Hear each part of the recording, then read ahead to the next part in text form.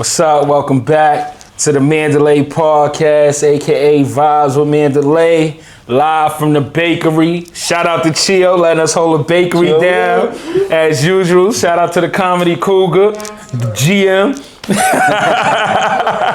Like, comment, subscribe, join the membership. I got a special guest with me today. What's up? Where you from, Playboy? I'm from the east side, man. I'm from the east side. You from the east side of what though? Like east? Oh, all right. Well, it could be Atlanta, the east side of Jersey. Nah. I'm not only from the east side though. I'm from the Bronx too. Oh, okay. You from the Bronx? HBO. I was born in the Bronx. Oh, I was born in the Bronx. I moved to Harlem when I was 12. So everybody got to claim they like where they born at. Now you got to be HBO. Like nah. I'm gonna tell you what it is though, cause it's like I have friends that I was in elementary school with. Okay. That'd be like, yeah, I know Wayne. We went to PS 103 together. We went to Olinville. You know what I mean? So it's like. I love, another thing is I love the Bronx. Oh, okay. So it's like I would never run away from the Bronx. People be trying to show me the Bronx. I'd be like, nah, I really love it. Because, bro, when I had to move to Harlem, I was crying. Word? What age you moved to Harlem? 12. Oh, so but I used to spend, I used to spend summers down here because my grandfather lived on 42nd and Edgecombe. Oh, okay. So I used to come down for the whole summer and all that. Like, you know what I mean? All right. And, so you a Bronx nigga? I'm a Bronx, and I'm a Harlem. I lived in Harlem longer than I lived So in what age you considered like, yo, you from, like, if you move somewhere? I don't know because I was born in North Central Hospital in the Bronx, right. And I lived in one place till I was in the 6th grade. Then I moved to Maryland for 1 year. Okay, so you could be from Maryland or not? Nah, I'm not from Maryland. I'm not from Maryland. I lived in Maryland for 7th grade, and then I moved down here. I moved to the Bronx again, but we was in the shelter. Okay. And then I moved to Harlem. And yeah, when I was 12. I moved to Harlem when I was 12. Okay. How was it like growing up in Harlem for you? Insane, bro. Insane? Like but nah, it was great though, cause I spent a lot of time, like even though like I lived on the east side, I spent a lot of time on the west side cause my aunt lived on 32nd and 8th. Okay. So I used to be over on 32nd and 8th a lot. My wife from 480. You know what I'm saying? So it's like I met her over there when we was kids. Okay. You know what I'm saying? So it's like I did a lot like here. Like I've done more in Harlem than anywhere else in my life. Oh, okay. So my kids was all born here. Oh, okay. All right. So your kids is considered from Harlem. Yeah, even though they don't live in Harlem no more. Would they say they from Harlem or? Yeah, I mean my son and my oldest daughter and my son was both born in Harlem Hospital. My youngest daughter was born in Lenox Hill, but when she was born, they all grew up in Harlem River. Oh, okay. You know what I mean? They all grew up in Harlem River. All right. So. And you got your wife. I heard you. We'll get into the women aspect of it, but let's get into it right now though. All right. When did you get involved in music? Like music? Yeah. Was you rapping? I tried to rap. Nigga, who from Harlem didn't try to rap? Like, who didn't try to rap? I tried to rap. I was trying to rap when I was like 16, like 16-ish, like 16, 17-ish.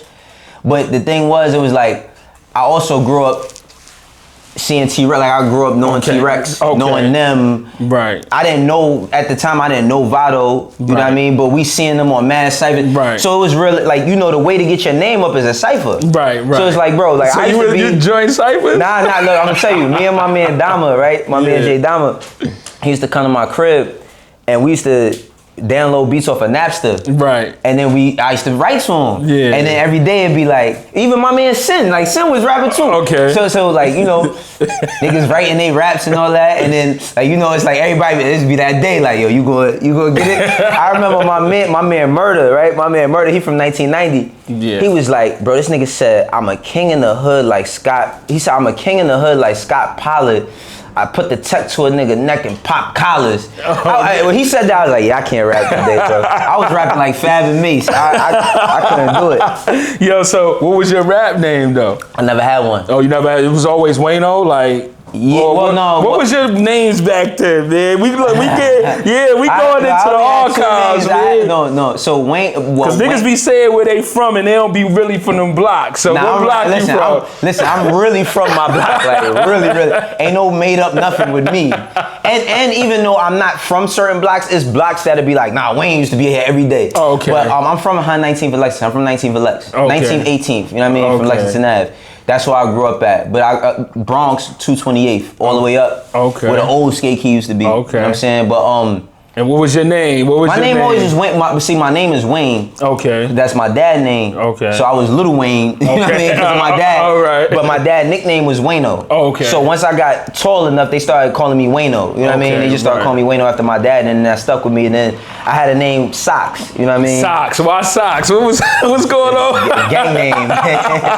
Socks was my gang name. Socks is kind of crazy. It is. Socks is different. Like SOX. Yeah. SOX was different. So you used to always have a Sox hat on and all that? Or? It's some gang shit, but at the same time though, it was like it was just a moniker. It was like, you know, tagging up. Like, you know what I mean? Like, we all had the tags. And then I ended up running into problems because there was two other Waynos in Harlem. Right. You had the Wayno that passed away from downtown, and then you had the other Wayno from, he's from 1990. That's my dog. Okay. But they would be getting into shit, and I stole Wayno tag from 1990. So I used to tag up like him. So people used to like, they would hear stuff about Wayno and him doing something and think it's me. Right. So I used to get into a lot of situations because of him, but he older than me, but they didn't know what he looked like. Some people didn't know what he looked like, they just knew his name and they knew his tag. And then they see me tag, like, that's him right there. Oh, that's crazy. Yeah, so that's different. Yeah, bro, so, but yeah, that was it, Wayno. So when you got into like music, you was just rapping, and then like, I never rap. You never rap. All right, so we taking that. We taking that. I tried to rap, it didn't work, but music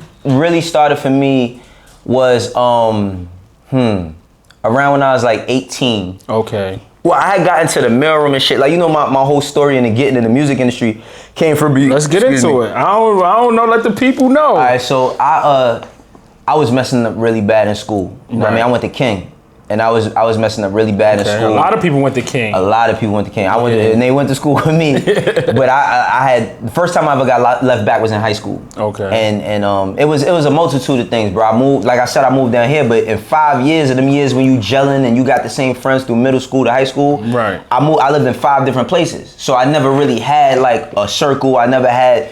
So when I got to Harlem, I just was ground. Yeah. So. Right.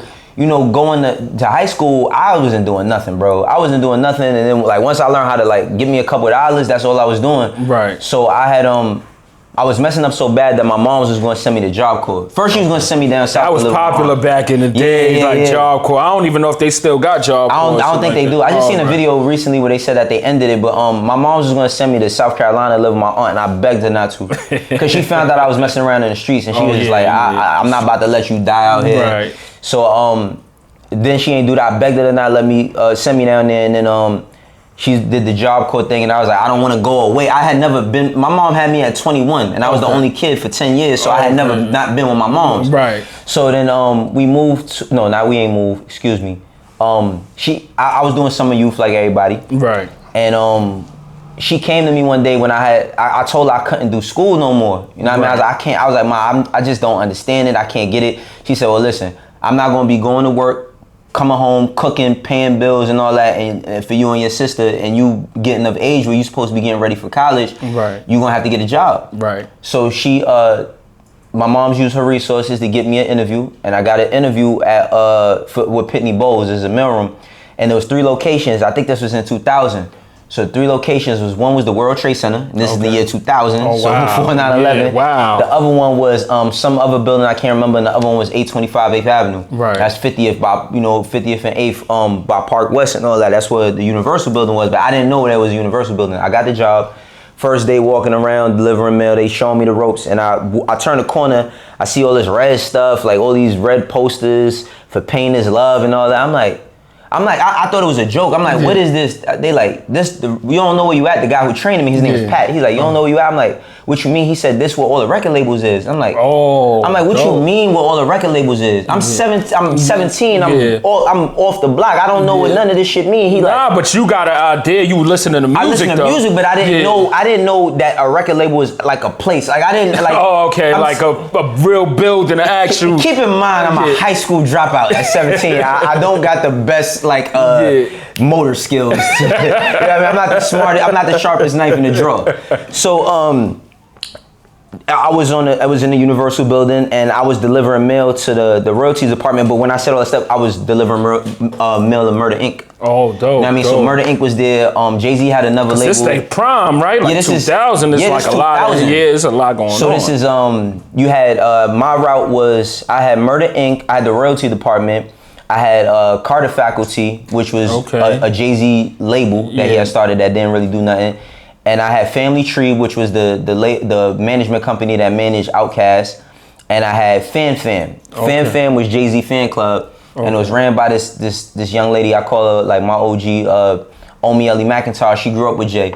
And you retain a lot of information, so you like it, cause I remember my entire life since I was 4 years old. I'm 42. That's what's up. That's what's up. But cause I wouldn't remember none of this. Yeah, I remember all this shit. You saying this shit like it happened yesterday, but because the thing was, it was like being that.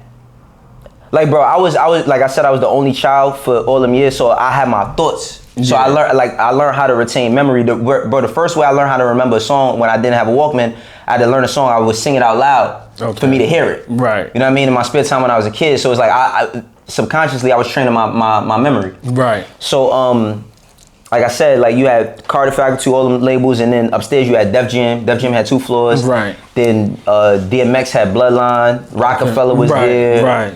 Desert Storm had an office up there too. Yeah. And this was right when Backstage came out. So when I seen Backstage, that's what made me want to get into music. Seeing that movie. Okay. You know what I mean, y'all remember when? Backstage was one of the when ones. Magic Johnson opened up. Remember when we was kids when Magic Johnson opened up? Yeah. We was all going to that drink. Yo, cause Magic used to be around. He went to that drink. Yeah, exactly. Like, and he was mad women. Like, that was. No, facts. Nah, I got it. But yo, so look, I used to chill on 18th in Manhattan a lot. Okay. So everybody I used to chill on there with, like when Backstage came out, we all was like, we gonna go see it. So everybody, all my friends, we went to the movies and seen it. And what was crazy was when I was watching Backstage, I seen one of my cousins. Right. My cousin Riley, he was Jay bodyguard. Right. This didn't help me get into music, but he was a cop. He was a former cop. Okay. But he bodyguarded for Michael Jackson, all these people. When I seen him, I was like, that's my cousin. Oh, okay. And then I started seeing niggas like Tata and Skane and all of them, and like at the mailroom. No. Well, I seen them on the movie, and then when I was in the mailroom, I'm seeing them in real life. Okay. So like when I seen Lenny Yes and when I seen Tata, when I seen Skane, I was like, I don't know what they do, but I want to do what they do. Right. Because they was around. Right. So you just wanted to be around. Because I know when I used to see videos, I used to want to be in a video. Like, yeah, that's what we wanted to be. One More Chance. Yeah. I wanted to be in the Biggie video and all that. I'm like, yo, I gotta be in a video. Like, this shit looks so fire. Like, so when you seen Backstage, that just motivated you, and you. You know what it was, bro? I ain't gonna lie. Around 17, it's crazy, bro. But like, we look at these kids today in 2025, like everything is so different. A lot of it is the same. We gonna get into that. But I seen a lot of my friends, like I was making bad decisions, and I'm luckily I can say I'm 42 years old and I don't have a felony. Oh, that's you know what I'm saying. And a lot of my friends, when we was kids, they was catching felonies. And you was outside. And we was talking off air about some activities. You was, bro. I used to go to Brooklyn to see girls, all types of stupid shit. You know what I mean? So, what was your first job in music? My first job in music, I got an internship. So the way I even got into music was I was working in the mailroom. I ended up getting fired from the mailroom. But the thing that was good about stealing checks, numbers. Nah. But you know what's crazy? I was in the royalty department, so a lot of people got their checks because of me. Yeah. But you could have took them numbers. Nah. You couldn't do it. I wasn't doing none of that. You remember what Ross said about people who did them type of schemes. But anyway, what happened was it was a box that was supposed to go to Def Jam, and I forgot to pick up the box. It got thrown out, and it had a lot of people contracts and stuff in it. Oh, okay. So that's why I got fired. But I had a good relationship with I was the youngest person in the mailroom. I was a teenager. Yeah, so it's like, you know, Omi, I have to give credit to Omi Ellie McIntosh and Dara McIntosh. Okay. Dara, I think Dara was the GM at Rockefeller at the time. I know she had some position, but her and Omi are sisters. Okay. So Omi, I used to come to Omi with crazy requests like, yo, can I hang out with Jay-Z? She like, no. Like, no. I told her one time, I said, yo, you think I could hang out with Jay-Z for a whole day for my birthday? And she was like, no. She's like, I can get you to meet him, but you was just that ambitious, like. Hell yeah, because I seen it. So it's like, bro, I'm one of the people from the time I was a kid. If I seen you, like, I'm not no hater, bro. I remember my man had a pair of Jordans. This is how I learned how to hustle. I said, how you get them Jordans? He told me, he said, come with me one day. And I went with him. We went to a few places. I said, I can do that too. He like, yeah. I'm like, all right. That's how I started getting my joy. Oh, okay. You feel me? So it's like, if I see something, I'm like, how can I do it? So homie, what I used to do was, it was Jay's fan club. I used to stay after work and help her with like ship out t-shirts to fans and ship out magazines, or Jay would sign CDs and shit, and I would give the CDs, package them, like help her be a helping hand. Right. And that helped me out with her, and then Shari, because Shari was there too. And Shari from the east side. Yeah, Shari from the east side. Did you know her when she was on the east side, or you just met her in like in the industry? I met her in the industry, but I didn't know that she. I mean, we both from the east side. Because Shari went to Randolph, and she's from Harlem. Shout out to Shari. And what's crazy is one of her close friends got a kid with my man from my homie from my block. Okay. But so I used to see her and her friend, but I didn't know shit. I told you I wasn't the brightest crayon in the box. But anyway, I was cool with all of them, and I was working, like, after I got fired from the mailroom, I was working at the sneaker store on my block on 16th between Lex and 3rd. Okay. And then it was one day, bro, I had one of them epiphanies. Like, you know, in the movies, you had that moment where you notice something not for you? Yeah. I had one of them moments, and then I called Shari. I was like, yo, can I come to the office? I said, I don't care. I'll do anything. Like, I just didn't want to be in the street every day. Because I knew what that's what's up that you got that epiphany, and you was like, yo, I don't want to be in the streets no more. Like, it ain't take nothing bad to like. No, it took a lot of bad stuff. But you know what it was, bro? It's like, see, and it's the same on y'all block too. It's like, niggas used to talk about Spawnfield like it was fun.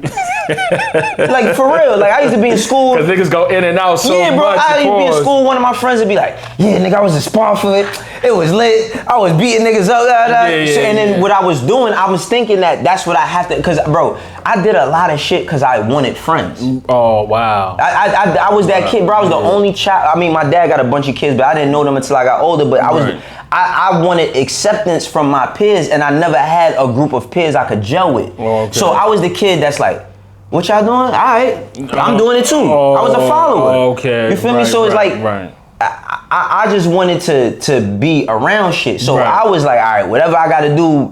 But my friends started going to jail when we teenagers. Right. I remember my man Corey, he passed away. But I remember Corey caught a gun charge. I remember he came home. He did like 8 months, and he came home. And one day I was talking to him. He's like, I just seen something in his face that just was different. He's like, I'm never going to jail ever again. You know, I don't care what happened. I'm never going to jail. You know what I mean? And it was that. And then I started having close calls with myself, being outside, getting into it with niggas. Right.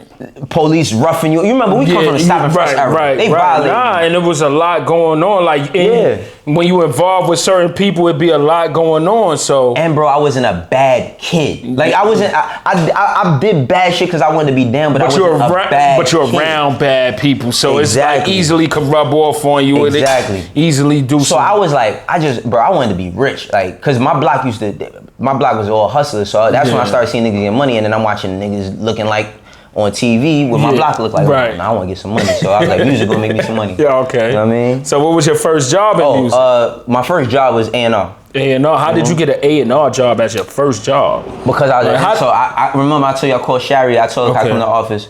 So I came to the office, and then bro, I just was annoying, bro. I was annoying. You was I got Shari in trouble. I got Shari in trouble mad time.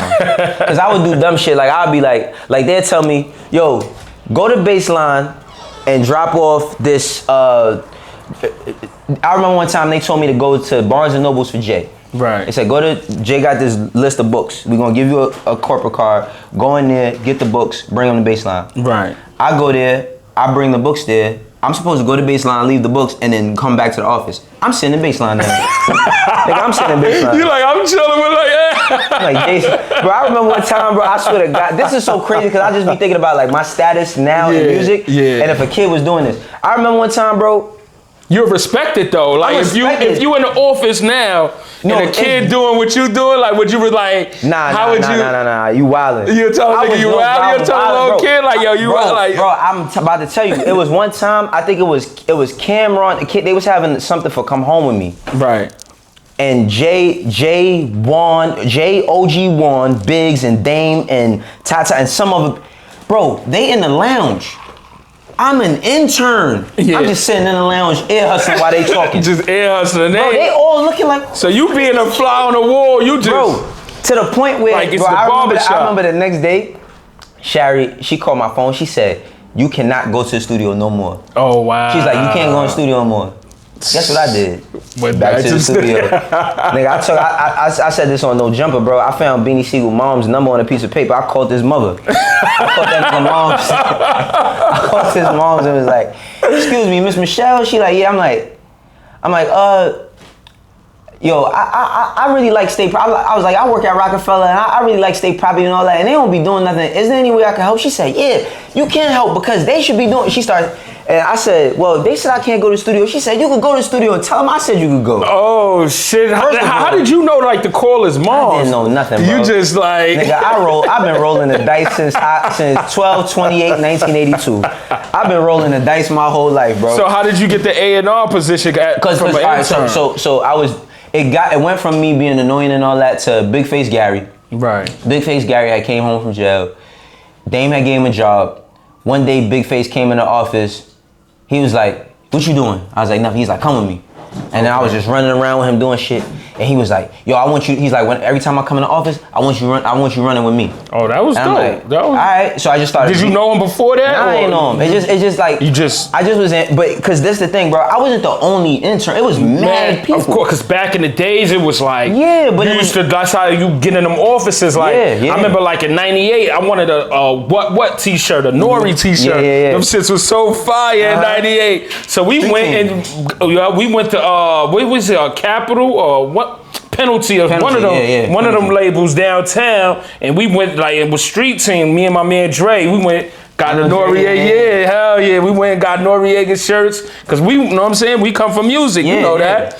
So how did you get the A&R back to your? So how did I get it? I mean, so I was just around Big Face every day, and it went from me being a annoying kid to like, yo, we need somebody we could trust to do shit. Because it was 3 young A&Rs. It was my man Ramses. Ramses got to get a lot of credit, man. Ramses, he handled everything logistically when it came to them albums. Okay. Trav, my man Trav, he from Brooklyn. Ramsey and Trav from Brooklyn, and I'm from Harlem and the Bronx. But HBO. HBO got it. But Ramses and Trav, and then you had Lenny S. Okay. Kodak lens on the gram, right? Lenny S. You had G Robeson. I don't know if people know G Robeson is GOAT, bro. Because it's no A&Rs now. Like is it A&Rs? It still is, but it's tough. It wasn't how it was. It's not how it is before, but things are just different now. Yeah. And the talent level is different. Finding them is different. So we'll talk about that too, bro. Right. But you had Lenny, bro. We was tutored under the best, bro. We had hip hop, who from Harlem. That's a fact. We had Lenny S. We had who from the Bronx. We had G Robeson. We had Shalik, who's another one of Big's brothers. Okay. This one's my man Sam Dewey. Sam Dewey he's from Wagner. He was an A&R too, but he used to be bullshit. What's the qualifications for A&R though? Like it's a lot of so people call themselves A&Rs all the time because they think that like no for real, bro. People think that like listening to music makes you an A&R or if you that's what I'm saying. Like what makes a good A&R? What makes a good A&R is a person that's resourceful and has tons of relationships in music. A person that knows music and then can handle things logistically. Okay. See, the logistics part of A&R is what an A&R is, and none of us know that. Oh, okay. Like, so I ain't gonna like you because you said the logistics part. Because I'm like clearing record, bro. I'm talking. That's kind of like management then. No, managers don't clear records. Okay, managers don't. A manager is to manage what the artist has going on. A manager can provide opportunity. A manager manages the opportunity. Right. If a person says, like if an artist says, I remember I'll say this, Lil TJ. I was trying to manage Lil TJ. Okay. Right? And I remember having a conversation with Lil TJ. And I say, yo, bro, who be going, he was going to meetings. Right. I said, who be going to meetings with you? He's like, but he was a kid. He's like, I be going by myself. I said, bro, don't you ever walk in a white man building by yourself. Right. You know what I mean? Unfortunately, it didn't work out with me and Lil TJ. Right. But like the manager is the person who has experience. That when you walk in the room and somebody says, when they thinking about giving you $5, that $5 is now 10 because of who walked in the room with you. Right. Oh, you know what I'm saying? So it's like the manager, and the manager does a lot of things. So it's kind of like an agent.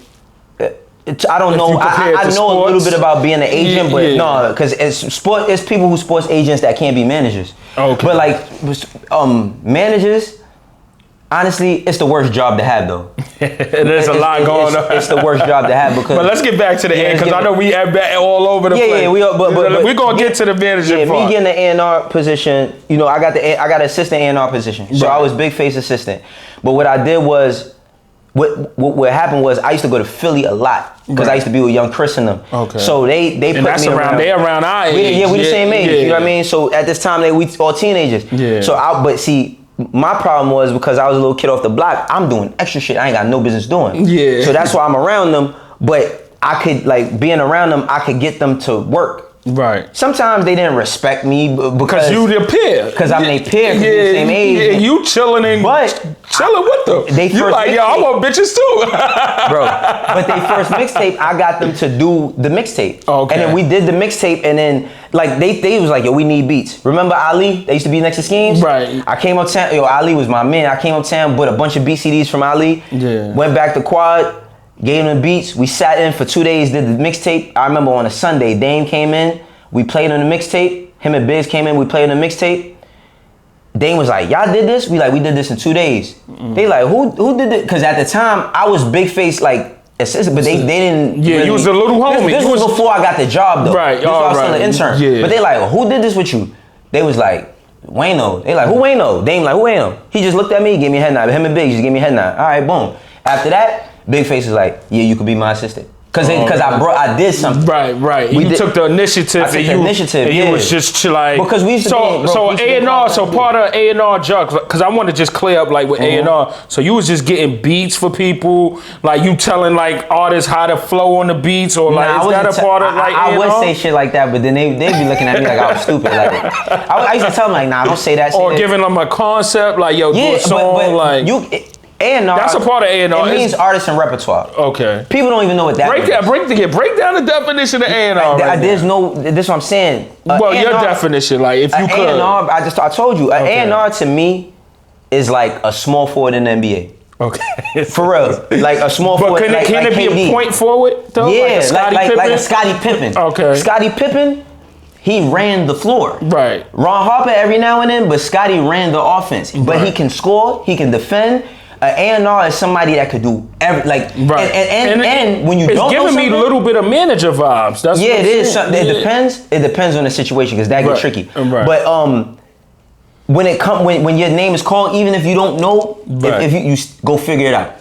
No, for real, bro. That's what. You don't know? You better go figure that shit out before it come back over that you don't know, because you won't have a job. But that's with any job, though. I think that's life, period. In general. But the thing about A&Rs is like, cause so many artists, they get how they're treated. What's bad with A&R is when you trying to get an artist to work that don't want to work. So then like you might sign somebody. And now they done invested, you signed them, they done invested hundreds of thousands and millions of dollars into this artist and they don't want to work. Don't nobody ever say, well, they don't want to work. They say, you can't get them to work. You brought him in here. Or you brought him in here. So that's why I'm saying it's giving me management vibes. But that's not how management work though. Management's the other way around. The artists be like, they get mad at you and be like, I want to fire this nigga. Like, you know what I mean? Like, that's how I go. But like, so A&R, so you really have to have your artists working and recording and all that? Artists should be working at all times. No different that if you work at Costco, when you clock in, you don't come there to play. You ain't getting paid. If you got any job, if you work at Target, bro, I've worked at Bed Bath & Beyond, I worked at Fresh Direct, I've worked on the block. Right. Anything that you do, if you don't put in any effort, you don't make no money. Music is the only thing that niggas think that when they come to the studio, they don't have to put in effort. They just think that they're the effort. I'm here, so I'm the effort. No, nigga, how many songs did you do today? And then when you do the songs, how good are they? Because that's the thing. Most artists, they think that they next song is their best song. And it don't work like that. So how could somebody become an A&R if they don't even do it? Like, first of all, if they wanted to become an A&R though, like what advice would you get? I can't even tell. So it's so different, bro. You got to remember, I became an A&R 20 something years ago. Right. The world was different. Color phones wasn't even popping. Are there still A&Rs now? Yeah, there's great A&Rs right now. But the thing about it is that there's so many different ways to discover acts that the A&R job is getting diminished. The same way the artist position is getting diminished. Now you got Timberland talking about some. How you feel about that? I'm gonna just get an AR. Yeah, that's kind of crazy. How you feel about that? I think it's trash, but at the same time, it's like the other day I was in a car with my daughter. She 13, and she played me a song, and I'm like, "What's that?" She like AI. Wow. You know what I mean? So it's like she's a 13-year-old kid that you got to think she's getting raised off. She's just as impressionable as we was by the radio. Right. So she got TikTok. She hears songs. She like the song. Who did that? Not a real person? I don't care. You know what I'm saying? Like they desensitized. And that's why music is getting so trash. Because to me, because it's losing the soul. Music is losing the soul. Like people losing, and it's people 50-50 though. And people so like sensitive now. So it's like everything is sensitive. Yeah. Like before it was like more freer. Like it's like it's just that everybody wants to pick. Everybody's an expert, and everybody wants to pick apart what somebody does. And nothing is everything's about artistic expression until you bring up a word that people don't use no more. Right. You say one word that just rhyme with something that people don't use no more, and they be like, "Are you really thinking about doing that?" Like, no, it's just, you know what I mean? Like if it's a scene that's acted out in a film, but the thing about it is, it's our own fault because rap specifically, hip hop specifically, is supposed to be so authentic, so to the point of you have to be what you're talking about, and none of these niggas is what they talk. Right. Yo, it's entertainment, bro. At the end of the day, I've been in this shit for 20-some years, bro. 95% of the rappers that rap about being street and gangster is not. They not tough guys. None of that shit. They chilling like they not even chilling. They playing a role like The Rock on WWE. It's nothing different. It's just that they want you to believe that they tough. That's just how this shit go, bro. Fact. So, how was it like being a manager? How did you start managing? When did you it was great. Trickle down to being manager? Like, what made you become a manager? Manager, my man Buddha the Future. Buddha, I met Buddha and Grants, right? I met Buddha through, how did I meet Buddha? I met Buddha through Amadeus. Okay, shout out to Amadeus. Yeah. He was just up here. For real? Yeah. Me and Amadeus was talking on MySpace, and he wanted to get Young Chris some beats. And he gave me some beats, and this is when Lil Wayne is on fire. And I picked a few beats and I sent them to Chris, and Chris got Lil Wayne on the song. Ooh, so once he seen that, he like, oh nah, he could make something happen. But I was making shit happen prior to that, right? Cause I got credits on albums and all that, mixtapes and all that. But then he had told me, he's like, yo, my man Buddha, he got some beats too. I want y'all to meet. And I was working at Channel 11 at the time. Okay, you had mad jobs. You Jamaican. I told you where I'm from. Yo, you did mad shit. Yeah, I've had mad jobs, bro. But my so what happened was Buddha came and met me on 42nd Street, and we started building a relationship there. Buddha ended up being one of my best friends, but one day he came to me, he was like, yo, I want you to manage me. And I was like, oh, that's dope. Yeah, it was like 2011. I was like, manage you? I was like, I don't know how to manage nobody. He said, I'm pretty sure you could do a better job than the nigga that managed me now. So like, was you doing A&R before that, or no? Yeah, I was doing A&R before. This is after Rockefeller ends. Okay. This is after Rockefeller ends. So you was kind of you was in the industry then. So I was in the industry, nigga. I worked at Rockefeller Records. That's what I'm saying. So it's like you could do the job. But after Dame and Jay split up, I went back to working a regular job. Oh, okay. So you just went back. I went to doing a regular job and hustling when I could. So I didn't really I didn't have no plan, bro. I dropped out of high school in the 9th grade. So anything I'm doing is like I'm striving for. Right. And my mom's told me that once I didn't graduate high school, she said, you're gonna have to work 10 times harder than the person next to you. Right. So I was doing anything, bro. Any job I could get. I worked at the Gap. I worked everywhere. So I started doing management, and then I'm doing management, and I'm working at Channel 11. I was doing mailroom in there, and then I started a streetwear line. What's that called? Cool Mentality. Plug that cool Mentality. It's called Cool Mentality. Look, he trying to say it mad fast. Nah, I say it. It's part of my story. Bro, one thing about me, that's why I said what block you. Bro, nobody could ever lie on me. Ever. I'll tell you everything about myself. Nobody could never lie on me. I done got beat up before, beat niggas up before. Anyway. Yeah. But anyway, I started doing Cool Mentality. I was doing a bunch of stuff, and then but social media is what really helped me out. Okay. And then the thing was, I was kind of running in place. I had Cool Mentality thing. It looked good. Okay. I was a brand ambassador for Reebok. That was looking good. I was managing. Oh yeah, I remember you brought the Reeboks to the Sense of the 44. We was playing ball in the Reeboks. Yeah. So I was doing all of that, but I remember having me and Angela Yee is close friends, and I remember having a conversation with her, and I was like, yo, Yee, like. I shit is just not working for me, and she was like, listen, because you a jack of all trades and a master of none. Yo, she said that's you what gotta, it seemed like. Yeah, she said you got a lot of things going, but you need to get one thing to go. And I was like, you know what? Let me just get one artist. I was like, if I could, because Buddha and Grands, it was hard for us to sell beats. Okay. It's hard for producers, right? Like, is it? It's hard, bro, and especially during the blog era. Yeah. Because nobody wanted to pay for beats. Right. And I remember one time, like Meek, I know Meek since he was 16. You know what I mean? Because I used to be in Philly a lot, and Meek had one of our beats and shit. I had got him some beats, and then the shit got leaked because we hyped like, oh, we got a Meek placement. Yeah. Then the shit leaked. It was so. That ended up leading me to meeting Dave East. Oh, okay. You know what I mean? And shout out to East. Shout out to East. He was up here. Definitely good dude. I fucking with East. East gave you love. You know what I'm saying? And I was there from the beginning. I remember when East said, yo, he was gonna fuck with you and everything. Yo, bro, me and East, we got the biggest check he got was the biggest check I got. He said, Wayno called me. He say it up here. He said, Wayno called me, and he said he went to Range Rover. That's what he said. Yeah. He said he went to he funny. That nigga ain't go he right. He said he was on your back though. He said, yo, Wayno, where this check at? Where's this check? He said he was on your back. I mean, we can talk about some of that for a second, but I met East because I was hosting shows at SOBs. Bro, I'd say I was doing everything. Yeah. Because I had lost my job at Channel 11, and once I lost that job, it was 2012. I was 29. My youngest daughter was about to be born. It was 5 of us in a one-bedroom apartment in Harlem River. And I said to myself, my family deserve more than this shit. Like they deserve something. You know? Like they deserve more than us. Like don't get me wrong, we was happy in Harlem River. You know what I mean? But because we had our own, but I was like they deserve more. So I was like, yo, I'm gonna take 8 months to just. I'm not gonna mess with no street shit. Right. I fully stopped anything I could possibly do there because I didn't want to go to prison. Right. You know what I mean? And I was like, and this was around the time. This was when I started being around y'all like 20. Nah, when you was in SOBs, you was around us. Because Dre was throwing shows at SOBs, and you was in SOBs. I started being around y'all when like 09. Yeah. Cause I tried. Did you know that I was trying to manage Vado before too? Nah, I didn't know that. Bro, every nigga from Harlem done came.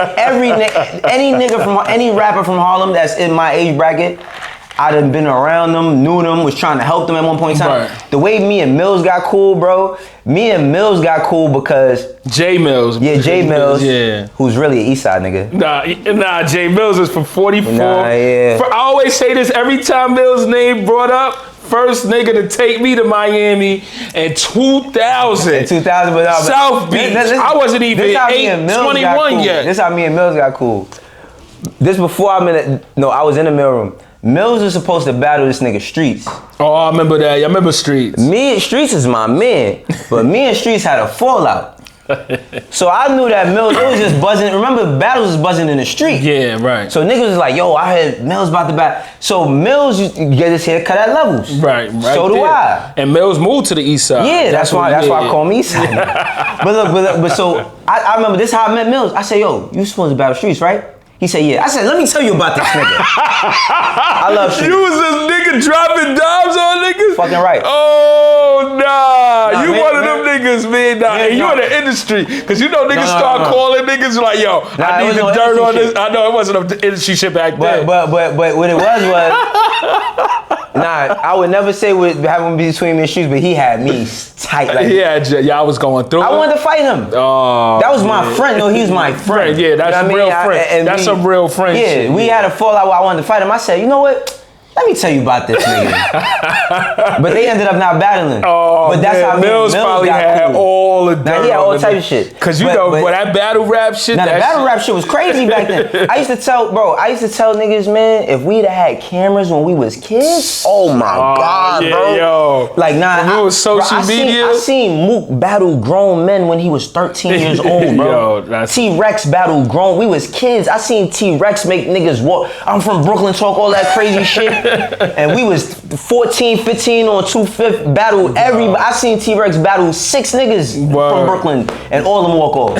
You know what I mean? But anyway, where was we at? So that's what I'm saying. So I don't forgot where we was at, but you said the management situation. Oh yeah, management. So yeah, I got into management Cause it was like, I said if I could find one artist, so I was doing the SOB shows. Okay. So this one I met East. I met East in 2013, but that's why I was saying I was around y'all prior to that. Right. Cause I started being around y'all like 08, 09, cause me and Rockman was tight. Right. But shout out to Rock. That's my shout out to Rock. That's my nigga. Rock is crazy. He the coolest on the low crazy nigga. Bro. But anyway, the nigga I was hosting a show at SOB's and East was on some new Harlem showcase. That's what they had that year. All New Harlem, New Harlem. Dub, shit. Charlie Mack was on that shit. It was mad niggas on that shit. And I seen East, and I ain't know him, but Jamie from my building, Jamie and G. Coles, you know, they play ball and shit. Okay. And they was telling me about East, like, yo, we played ball against him in college and shit. I'm like, all right. And I met him, and then we got cool for like a year, and then, bro, it just was on my mind. I said, I just need to get one nigga. Right. So I talked to everybody. I talked to like 10 people about this shit. Like, yo, I'm about to, like, every other artist I got, I'm about to leave him alone. I'm just get one nigga. Yeah. He was on the East. I seen that nigga, and I said, yo, bro, who managed you in there? He's like, I ain't got no manager. I said, you doing everything you doing yourself? He like, yeah. I said, I want to manage you. He's like, for real? He got hype. He's like, word? I was like, yeah, because I was giving him sneakers with the Reebok shit. He's like, word? I'm like, yeah, hell yeah, I want to manage you. He's like, I said, you fuck with me? He's like, hell yeah. I said, I promise I'm gonna make you rich. Bro, I did not know what I was gonna do. I did not know what I was. He'll tell you if he probably, that nigga smoked too much, bro. He probably don't remember. He said it on the show. He said it on the pod. He said, yo, he was calling you every day for that check. When he signed the deal, he was calling. But yeah, we made some money, and the thing was, like, we had made some bread. Bro, I ain't gonna front, bro. We grinded, bro. Like that's we the real grind. So that nigga. really got you in who like. No, I had a name in the industry already. All right. Remember, I was at Rockefeller Records, bro. Right. I was at Speed one time, my nigga. Bleak had a show at Speed. Speed was the hot box. Bro, Bleak had a show at Speed. I'm just trying to tell you how. See, we ain't have no social media back then. Yeah. Bro, Bleak was in Speed. Jay popped up. Oh, that shit. Jay popped up. We was on the stage. That shit had to be. Bro. I don't know why. But Jay put his arm around me on the stage. Bro, a girl that I went to high school with called me. I don't even know how she got my number. Called me right after that. I'm like, I had been out of high school. Yo, that's like 4 crazy years. how the game go. Like somebody could put an arm around somebody, bro, and you're just like propelled. The nigga Jay-Z put his arm around me, bro, at Speed, bro. I would never forget that shit. The thing is like, because you said like how you remember, bro. Yeah. I used to have these conversations with Jim. And I be telling Jim shit, he be like, yo, how do you be remembering this shit? I'm like, yo, bro, I couldn't believe that this shit was happening. Right. So every time something happened, I would record this shit in my brain. Right. So you're just like a student of the game. Would you consider yourself a student of the game? Yeah, absolutely. Okay. But I didn't, like, as far as I took it, I didn't know. I knew I was going to do something, but I didn't know it was going to go to the level where I took it. You know what I'm saying? How you go about finding new artists? Now? Yeah. Right now, I ain't looking for nobody.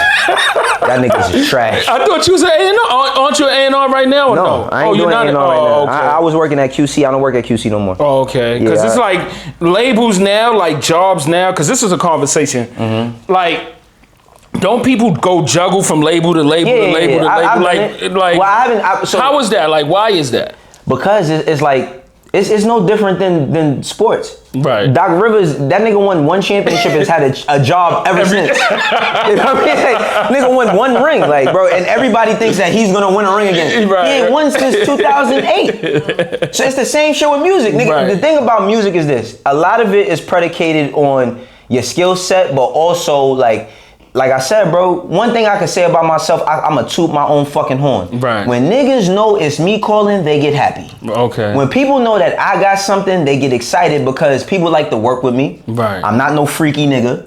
You know what I mean? That's another thing. For real, bro. Like that like, if you a freaky nigga, your days is numbered. You know what I mean? And then also, nah, for real. And also, bro, I work. Like, I put in work. So it's like, I had success. When I did the Rockefeller shit, when it was over, nobody cared. Right. Nobody cared because it was like, that was then. Yeah. It's about what you did. When I got East and we was able to do shit and we got the label, we endorsements and we started, the first shit he did with TV was when I was managing him with Mario Van Peebles and Gabriel Union and we getting all these looks and all of that. Like, that as well as it built East's profile, it built mine. Right, absolutely. So it's like y'all both building my man Orlando used to always tell me, he'd be like, yo, bro, how the fuck did you have this nigga the face of New York with no record? He's like, that nigga didn't have no record and he was the most sought after artist in New York City. That's because I understood East could rap, but I understood his brand. Like we built a brand. Right. You know what I mean? How important is that to build a brand That's with everything. artists? Like how, That's everything. That's what I'm saying. Like why would you not manage an artist now and build a brand? Like how? Because I make more money off of myself. Okay. Like the name Wayno, bro, I get booked. You built your own brand. Yeah. Okay. But I didn't know, bro. My man Walter Jones, he told me this shit one time. He said, yo, bro, he said, you see Steven Victor? I was like, yeah. He said, Steven Victor is in the Steven Victor business. I said, what do that mean? He said, that nigga's in business for himself. I don't care what's going on. If he ain't got an artist, that nigga could still he sneeze $1 million with nobody. And he said, you need to learn how to do that. And I learned how to do it. Okay. So it's like for myself, bro, I ain't gonna lie. Bro, I get booked for more festivals than artists. That's crazy. And I get paid more. No, I'm not even joking. Yo, a lot of people so you consider yourself in media then? I'm a media personality. No, bro. I'm a media personality and I'm a YouTuber and I'm a content creator. That's a lot of people in media right now is talking that talk and they talk that shit like, yo, I get paid more than you rap niggas. Like, you niggas rap like, there's a lot of money in media? Bro, I made more, bro. I bought like, you learned how to navigate and negotiate. Yeah, I bought a house off of talking. That's what's up, baby. My house bigger than everything I ever lived in my life put together in Georgia. That's what's off up. Of talking. Now, I want a pocket watch. What's the biggest bag? Nah, what's the biggest pocket watch? That's funny. See, this is where the East Side kick in. East Side, that's that West Side shit. Y'all West Side niggas would be like, what nigga I got this? Nah, I want a pocket watch. What's the biggest bag you ever like took home? Like managing or YouTube or? I don't do that. You ain't gonna say the biggest bag? I don't do that. Because in this game, you get what you negotiate though. Do you believe that? Absolutely. Everything I've gotten is because I negotiated, and I have a great lawyer. Okay. How important is a lawyer? If you understand business, that is the foundation of you making some money. But your lawyer, you and your lawyer, like bro, when I did East Deal, right? Niggas don't even understand how shit go, bro. Niggas talk, I'm a manager, bro.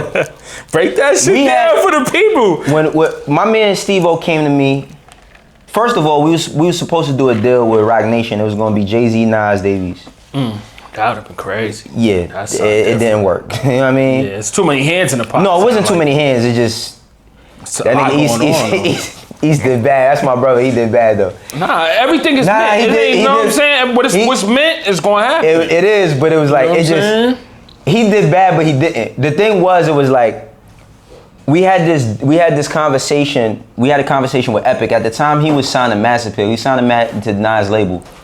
And they was distributed by Sony. Right. So any label, if we wanted a major label deal, they had the first rights. So we could go to RCA. It was Sony Red at the time, or we could go to Epic. Right. We had a meeting with L.A. Reid. And when we had the meeting with L.A. Reid, I forgot, what the fuck was it? Somebody started, that's what it was. We had the meeting with L.A. Reid, and then Lenny S told me he wanted to do the Roc Nation shit. Right. I go to Roc Nation, I see Jay, me and Jay talk for like a half an hour. You talking to Jay? Yeah. Okay. That's my nigga, bro. I know this nigga. Cause people, I let the people know, like, you know what I'm saying? People, I worked at people Rockefeller be seeing like niggas like Hove, they be like, yo, Hove and all that. You know? No. So people think Jay is a fictional character, they probably. Do, but you gotta it's like Michael Jordan. He is. You know what I'm saying? You gotta keep in mind, I worked at his label when I was 18 years old till I was 22. Yeah, so I had a relationship with them. I was really close to Beanie Siegel. Like, bro, I wasn't no nigga that worked at the label that nobody, like, once nobody knew me, once they got to know me, all of them will tell you. Biggs and see me right now.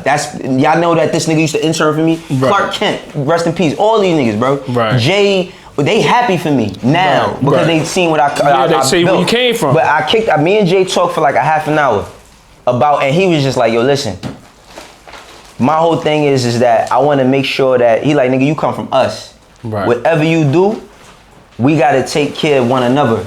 So us figuring it out is going to be for you to set yourself up so your family be good and his family be good. That's good advice. And he never had meet East. But that's because, bro, I didn't go to college. I went to Rockefeller. But for him to like take that, give you that advice and like Cause you ain't come from you came from Rockefeller, but you wasn't Jay-Z's pulling. You understand what I'm saying? But this is what I'm saying. I built a name for myself in there. Okay. So what, like we had the conversation. So we took a picture. So Lenny, because when Lenny came in, Lenny left out the room so me and Jay could talk. Right. Then me, Jay, and Lenny took a picture, and I put that shit on Instagram. Bro, when I put that picture on Instagram, every fucking label called my phone. Yo. Everybody. Yo, what Davies want? What Davies want? Because they didn't know that he was signing. They knew that he was signing Nas, but we only had one. We had only a couple of projects. We had 2 projects left. Right. No, we had 1 project left. Right. And no, we had 2, and they was like, we'd be willing to let y'all out early because we went to Nas, and we just was, Nas is the realest nigga ever, bro. I swear to God, bro. That nigga Nas is the realest nigga ever. We went to Nas, and we just told him, like, East told Nas too, like, yo, bro, we done made some bread, but he like, Wayno trying to get out the hood. I done got out. Wayno trying to get out too. Like, we trying to get some real paper. Right. And he was like, Nas' whole thing was, let them niggas do what they gonna do. But here's the caveat. He got Anthony Saleh. Okay. You know who Anthony Saleh is? Nah, I don't know. Anthony Saleh is the nigga that managed Future and managed Kendrick Lamar right now. Oh, okay. He's a shark. He the nigga that Drake was trolling during the beef. Okay, all right. Anthony, my nigga, I learned so much from him. But Anthony was like, y'all niggas not about to go get $1 million and some change, and we ain't getting like we in there too. Yeah. So like I just say all that to say, man, like my negotiating tactics, I learned a lot. Okay. I lost a lot too because of shit that I didn't know. But yeah, man, I mean we the management shit, it did good for me. But I make and this is not no slight to nobody I ever managed, but I make more money off of Wayno than I do off of anybody I've ever worked with. That's what's up, because you believe in your brand, like yourself. I think because you learned a lot from management though. You got a lot of connections, you know what I'm saying? I did get a lot of connections from management, but I had mad connections way before I did management, bro. Like remember, I worked at one of the most prestige labels in rap history with Rockefeller, and I'm from Harlem. You know what I mean? Right. Like, so I worked for Diplomats for a quick second too. So it's like, you know what I mean? So what makes a good manager? Somebody that's willing to be honest with their artists. Okay. Somebody that's willing to fight for their artists. Okay. Somebody that's gonna get the job done. Okay. You know what I mean? Like that's what makes a good manager. Somebody that's resourceful. It's a lot of things, man. It's a lot of things. What makes a bad manager is the nigga that want to be more lit than the artist. Nigga that want to be more seen than the artist. And the nigga that, Mr. Me Too ass niggas. That's what make a bad manager. So how is it like, how did you get on Everyday Struggle? Because that's like a complex platform, and that was like a national platform. Relationships. Yeah. So Nadeska, who was on Everyday Struggle, she used to work at MTV. Okay. And when I was managing E, she came to Harlem one time to interview him. Shout out to Nadeska was in Harlem. Shout out to Nadeska. Yeah, she came to Harlem, and I'm the person that, bro, when I get your contact, like, I'm gonna give you the energy you give me. Right. It's mad people that like, we cool, like we don't have problems, but like we cool, we cordial. I'ma always be the same way I was from the moment I met you. I don't care how much money you got, don't.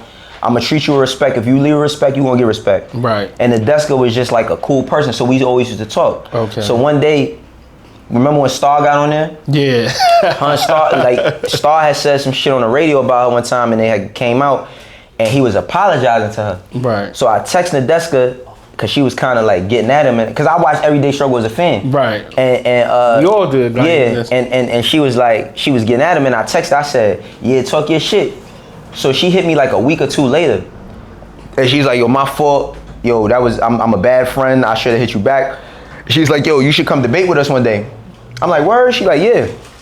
At the time, I'm not managing East no more. Okay. I'm finding other shit to do. So I'm like, you know what? I'm gonna go there, whatever, talk about what I got going on. I go on that episode, and then like, after we finished the episode, they like, the producer, Chubbs, he was like, Chops, he was like, yo, that's the most fun we had since Joe left. And I was like, all right, whatever. Yeah. We leave, and then we go, I go home, and the desk text me like, yo, listen, just telling you straight up, we trying to find another host, we think you him. I'm like, what? I'm like, what do you mean? They like, no, for real, like, we think you could do it. And then I'm like, what the fuck? I'm like, what's special? I don't know what I'm doing. Right. Bro, I went in there and did, when I used to be on Y'all Block, You did the same shit. Barbershop talk. Barbershop talk. Bro, I used to sit on y'all block. What's y'all man they used to talk about? Oh, Merv. Talk about LeBron all day. Debating, that's all I know that y'all really love him because I watched him get so disrespectful about Braun. That nigga, he was like, you know the nigga on Chief Keef shit? If I catch it, know what y'all niggas talk about? He loved LeBron. That nigga, I never seen nobody defend LeBron. No, I seen niggas defend LeBron like that, but him? So, like, we used to debate basketball, rap, all that being on your block. So this shit ain't nothing. This is a piece of cake. But what I did was, I didn't know. I learned so much because I didn't know that it was entertainment. I didn't even know that you could get paid. Bro, these niggas sent a car to my crib to pick me up.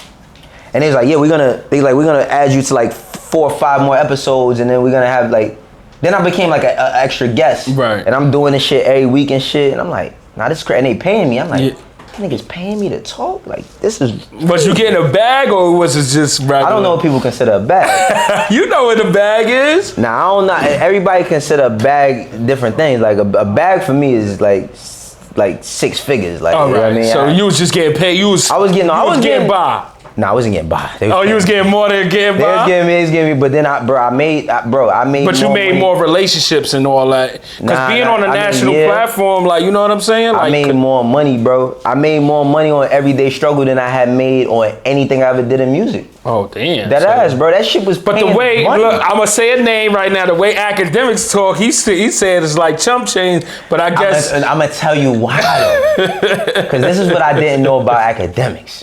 Bro, when them niggas used to come in there... Him and Joe, look, we saying names now. They used to come in there, my invoice ready before the first. Yeah. I got my invoice ready. They used to come in there like, Act, you haven't sent us an invoice in 7 months. Yeah.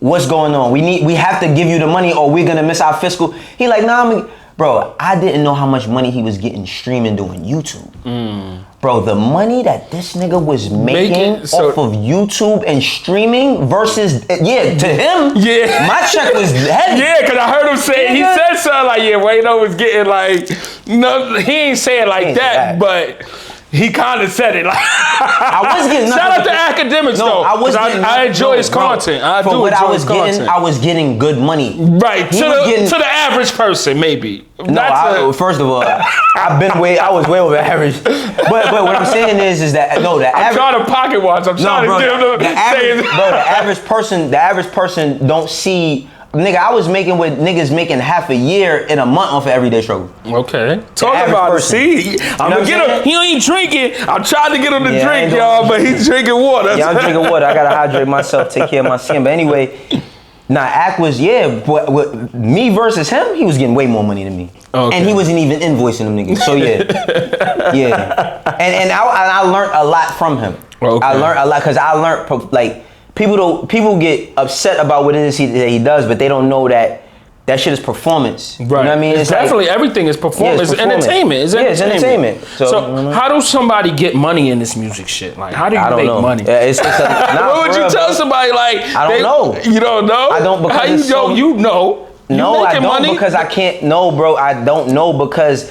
There's no way. Nobody has the same entry point. Nobody has the formula. No, nobody has an entry point. Nobody has the. I can't like. All right, look. I'm gonna give you an example. Okay. Yo, my man been working at Con Edison for 20 years. Right. When 20 years ago, his friend moms was doing the hiring. Hey Wayne, go get your driver's license. Once you get your driver's license, I'm gonna get you the job to be a meter reader. Once you get the meter reader, after 2 years of being a meter reader, then you can start working in the street. Then you get top pay. Then that's a formality. Yeah, okay. Yo, go get your fucking CDL license. You could do this. There's none of that in music. Right. I can't tell a nigga, yo, go get an artist. Right. Everybody got an artist. Who don't have artists? The artists that niggas ain't even popping yet have artists. And they ain't even make no money. The thing, bro, the only way I could tell a nigga to make money in music or entertainment is consistency. I don't care what it is that you want to do. Right. You could do the dumb nigga. You could say, you know what, I'm gonna make a YouTube clipping my toenails. Every day I'm gonna clip my toenails. Nigga, you do that shit 7 days a week, somebody gonna watch it. Somebody's gonna watch it. Right. You wanna do hair? You can't do it once a month. You can't do it once a week. You need to do that shit every day if you're serious. Because guess what? there are those YouTubers that niggas joking, be like, oh, these nerdy niggas, them niggas is spanking your favorite rapper right now when it come to money. How you feel about streaming right now? It's amazing. Cause like a lot of artists want to be on streams and all that so bad. Because they can't get popping no other way. There's no radio. Why does the streamers gotta get you popping though? Like you got the music. No, the music, bro. Because the music. A hot record gonna get you popping. No, it's not. What? A hot record is all subjective. You wanna know why? Because there used to be parameters of what told you was a hot record. The hot record, see, you gotta remember, nigga, we old. A hot record used to come on the radio. Old, nigga. I ain't no dinosaur. Fuck out of here. You old too. We all from the same era. Nah. We all would talk to the same girls at Skate Key when we was kids. Exactly. We all went to the same what's the dynamics of? What I'm about to tell you. Okay. Bro, it used to be parameters.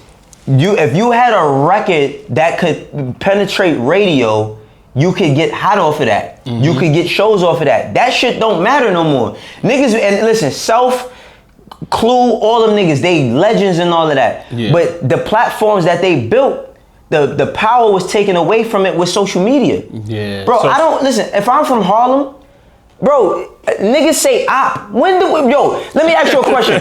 all of us, bro, we all been kids in this town. Right. When was we ever using, we didn't use niggas from the, and I'm a Bronx kid. We wasn't using, I seen two niggas almost kill each other because a nigga called a nigga Mo and another nigga called a nigga Dick. Almost killed each other for using different slang. Yeah. We never used other people's slang. Yeah. The internet has made the world flat. Guess what? If I'm a kid, I'm a fucking, bro, no disrespect. Funkmaster Flex has had the same job since we was kids. I'm not trying to be funny. But that's how this industry works though. That's why, like, shout out to Flex, shout out to everybody, but that's why they call a lot of people like dinosaurs, because people sit in the same seat like senates. I'm not mad at a nigga standing in their seat because times is hard for everybody. Niggas gotta pay bills, bro. Right. My thing is that niggas don't be adapting. So guess what? A kid, bro, my daughter that's 13 years old, she don't have to read a Source magazine to tell her who's popping. We used to have to read the Source magazine.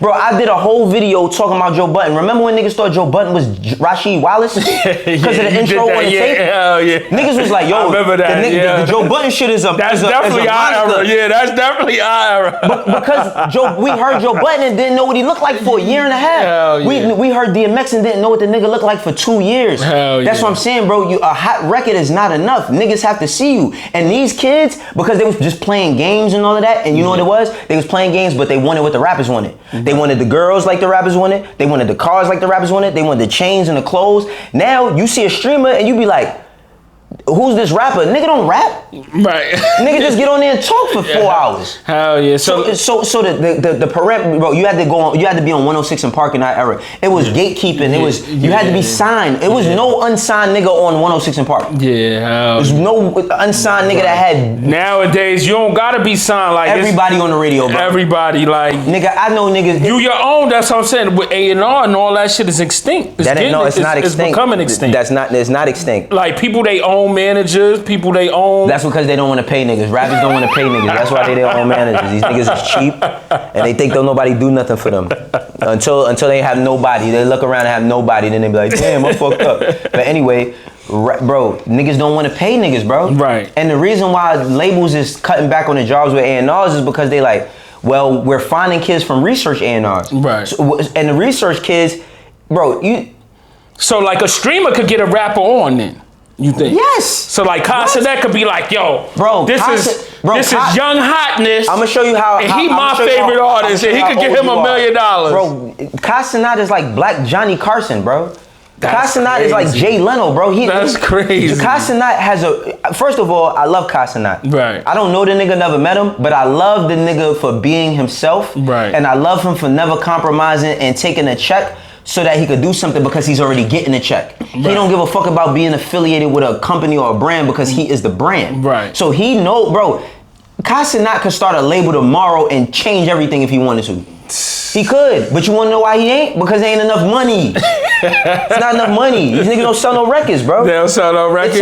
It take 50 niggas to make one Cardi B, bro. Damn, that's crazy. It take 50 niggas to make one Cardi B. So it's really no money in music, you saying? It is money, but you gotta get lucky. You have to be, bro, you have to get lucky. And nowadays, nobody's lucky because if you look at, I don't know the girl Tyler, but I'm pretty sure if you look at Tyler, I'm pretty sure yo, who signed her? Oh, he signed her. But that's such and such. They've been that's such and such. They connect. That's how the shit work now. That's the only niggas that cut through a little bit. And it's not that. So it's basically your connections, it's your resources, it's who you know. I mean, it is. Somebody got to vouch people for you. No, it ain't that, because people still got to. Because if Casanet come on this platform and say, yo, Mandalay Podcast is the next, but if he was to do that. Listen, if Casanet said your name right now on his stream. Right. Bro, your YouTube is gonna blow up, bro. It's gonna go crazy. 6ix9ine invited me to the Frank stand in the comments one day. I swear to God, bro.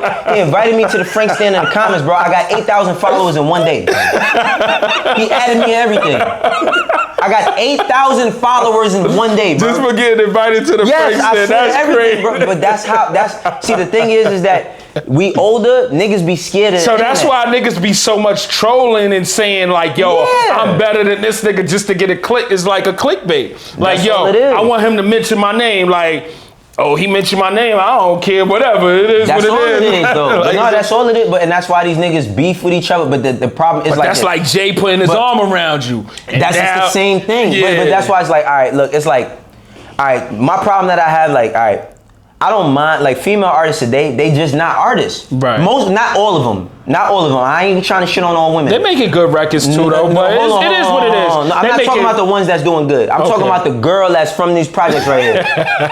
I'm talking about the little chick that's from these projects that somebody say, your ass fat, let's put the starter kit on, let's put the Skims on you, let's put the Balenci's on you, let's run a nigga a Phantom, put my chain on you, stand you in front, all you gotta do is twerk. Nah, that don't work. Yeah. That don't work.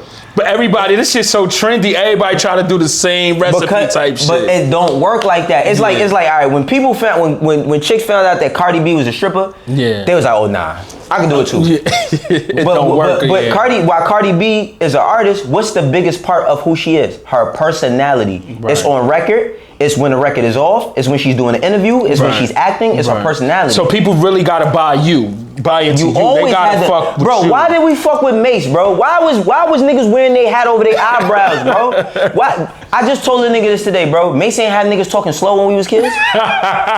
On the phone and all that, they did. Yeah, I ain't gonna lie. Niggas like, hello? Hello? What's up? Why though? Because of his personality. Why? Because he could dance. Why? Because he dressed shiny and he was fly and the girls liked him. That's why when we was kids, bro, Bleak. Bro, this nigga, bro, Bleak, if Bleak could have did the Al B, he'd have been out of here. If Bleak could dance, bro, Bleak would, you remember how chicks was over Bleak?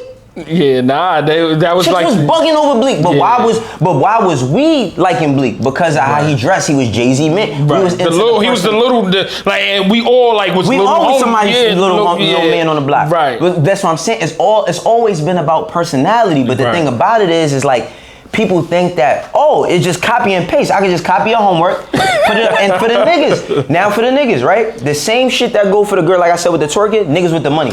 Right. These niggas be having $1 million and the song be trash. A nigga be sitting there holding $500,000 US, bro. Holding it like a baby. Dog shit, chicken shit. Song garbage. Song trash. Y'all niggas is garbage. That's why I don't want to manage none of these niggas. Words? Niggas ask me to manage them every day. No. Word? Yeah. No, so you ain't manage no artists, right? Like, you ain't no new artists like, yo, I'm fucking with the music. No, there's a lot of artists that I fuck with their music, but as far as like new artists, bro, managing means I have to be selfless. They gotta come before you, basically. Yeah. I enjoy my peace of mind, my nigga. Listen, no, bro. This is some serious shit. What people don't talk about is, your mental health gets deteriorated doing this shit, bro. Right. You put years on your life doing this shit, bro. It's unhealthy. Running around with niggas, putting out fires, stopping fights, having a fight. Bro, managing, I done had to smack niggas before. All types of shit. You gotta argue with the niggas' homeboys, the nigga girl. You gotta argue with the police. I don't wanna do that, nigga. Yeah. You know what I be doing on Saturdays, dude? I'm gonna tell you what I do. We here now. We here. Tell you what I be doing, bro. I be gardening, my nigga. I be mowing my lawn, my nigga. I be mowing my lawn. My neighbor is founded Naked Juice, nigga. I be sitting getting game from that nigga. That's what's up, He man. sitting here playing around. You just talked a little crazy. The Harlem came out of you. Who your neighbor? That's the West Side shit. Who your neighbor? I already said it. No. In the back, it's the Mandalay podcast. But no, bro, I don't. My peace of mind is worth too much, bro. I don't want to be chasing. And then you could make a nigga $100 million and a nigga be like, this is not to East. What you did for me. Oh, please, because y'all niggas love it. Whenever I say something, niggas love it. Yo, East, look what he said. Like, East is the only nigga I manage. Nah, East is family, nigga. Nah, that's my nigga. Yeah, that's my nigga, bro. I'm talking about. This is a positive platform. Man. Yeah, but what I'm saying is you could make a nigga money, and you could make a nigga money, and then a nigga be like, you ain't do nothing for me. You ain't do nothing. But that ain't even just hip hop. That's just no. But I work in hip hop. So that's just life. Yeah, I'm cool. You know what I'm saying? That's cool. Life in general. Like you know what I'm saying? Like Wayno the nigga. Yeah, I do it myself.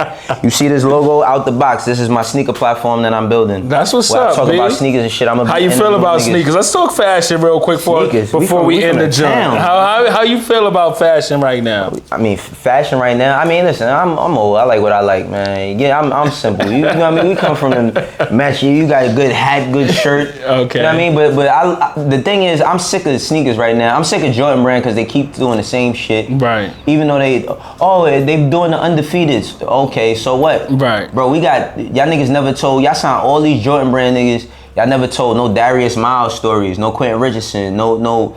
But that's what you look now. You giving game because now Jordan Brand. About that. Nah, but Jordan Brand might need a Wayno to break that down. You understand what I'm saying? Like, yo, what we need Wayno for the culture. But they don't. You know what I'm saying? Because brands don't care about culture, bro. No, they do. No, they don't. Because culture's the one that push everything forward. No, bro, I'm gonna tell you. The coaches will push it forward. Bro, the culture's behind Carsonet, believe it or not. The culture behind you. Lifestyle. Culture is just lifestyle. But we're the culture. No, listen. We talking about Jordan Brand. Right. If you told Jordan Brand, if we said, yo, listen, all of us was from an era where we watched the LA Clippers and we loved Quentin Richardson and Darius Miles. Right. Why can't we get a Jordan 12 with just D Miles on it or something like that? Right. You wanna know why? It don't sell more than the one. They could make a one in the dumbest color and that is not gonna supersede that. Business is about the bottom line. It's the same reason, like, even let's throw it back to music for a second. Right. You think that is niggas not talented enough to talk about the most prolific things in life and all of that stuff? There is, but generally, people ain't listening to that unless you pushing your brand on that every single day. Unless you pushing your line and saying, this is what I stand for, this is what I'm doing every single day, and niggas get that from you. Niggas don't want that. They want the easy shit. They want whatever's going to subside them, whatever's going to pacify them for the moment. So that's why it's hard for certain artists to break through. That's why it's hard for certain people to get their voice out there, because it's difficult, bro. And business is business, bro. If one thing we ain't never seen go out of business is a funeral home. You need niggas to die. Facts. That's a fact. Whether a nigga came there through a murder, cancer, whatever, we gonna stay open because we need this. Right. So the thing about it is, bro, is like end of the day is like you need to keep the bottom line going, and that's how a lot of corporate entities operate. I'm not saying that about Jordan Brand because y'all sent me stuff before and I love y'all. Yeah. I'm just saying that we love Jordans. I got Jordans on there. I got on Jordans right now. Yeah, you got Jordans. You know we forever gonna cop Jordans, man. But that's a part of the culture. It is, but that's a part of our culture. What I'm saying though is, bro, is like the shit that we think people care about, bro, generally in the circumference of maybe where we from or whatever, the bigger plan is to just sell product. That's all it is. I don't give like, bro. If I was, you remember that nigga on 250 that used to sell belts? Yeah. You know he bought a house, bro. That nigga was on the news. He made $2 million selling belts on 250 in front of the my man said he made $250,000 selling the shiesties with Montclair and Prada on it. Guess what? He made $250,000. Guess what? You know how many niggas of the culture would be like, yo, you can't do that. That shit not real. Yo.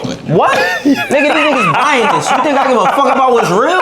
Why you think the fake shit sell, bro? Niggas be sitting here, yo, nah, I would never buy no fake Louis, no fake Gucci. Guess what? A lot of rich niggas be having that fake shit on. A lot of because they don't want to pay for it. And guess what? It's about the bottom line. The Africans never go out of business and neither do the Louis store.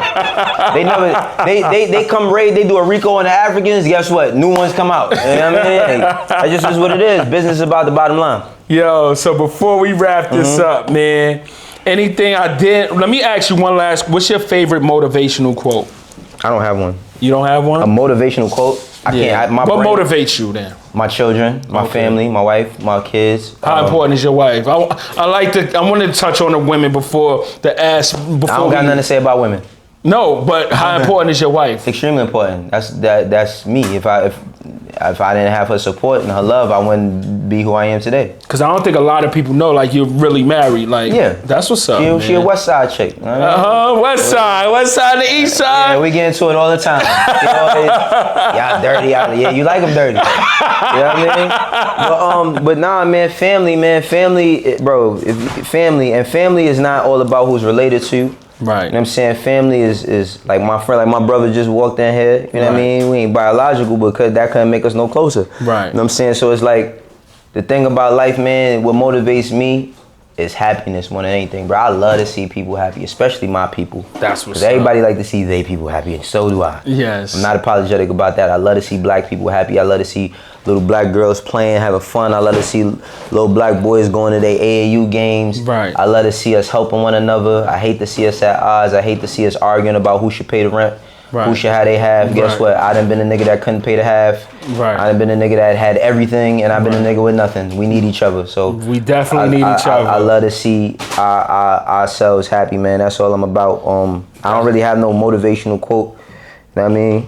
Other than Talladega Nights, Ricky Bobby, if you're not first, you last. You're not first, you last. So anything before we wrap this up that I didn't talk about that you want to plug or whatever? My platform, I do it myself. You know what I'm saying? I do it myself on YouTube. Okay. My channel is growing steadily. Like I said, not only do I have the skill set of an A&R manager, a music executive, because that's another thing. Okay. I wasn't just an A&R or... That's why I said you want to start our own label?